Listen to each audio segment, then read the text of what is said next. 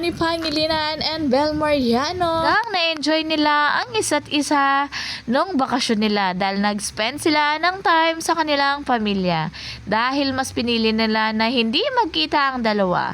Siguro sa 2026 na may trabaho silang gagawin dahil nagpamiss talaga ng todo. Ang aabangan natin sa dalawa. Nangkita kung gaano kakilig si Donnie Pangilinan nang makita na nagbe-message si Sharon Cuneta sa kanyang tito na si Kiko Pangilinan. Talagang amazed na amazed siya sa love story ng dalawa. Napakaswerte talaga ang magiging asawa ni Donnie dahil napapalibutan siya ng mga loyal na tao. Aside sa kanyang mga magulang ay pati tito at tita niya ay talagang love na love nila ang kanilang mga partners. Dahil tinawag nga na anak ni Sharon Cuneta, si Donnie Pangilinan.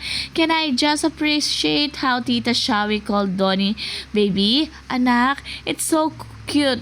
Can really see and notice how family-oriented he is. As her girlfriend, she's close to Barangay Pangilinan. Ang mahihiling natin sa Don Bell, nasa kanila na ang lahat at mapagmahal ang mga tito at tita ni Donnie. Nahulog ako sa Don Bell, kaya panindigan nyo kaming lahat. May pamachi na camera pa nga ang Don Bell.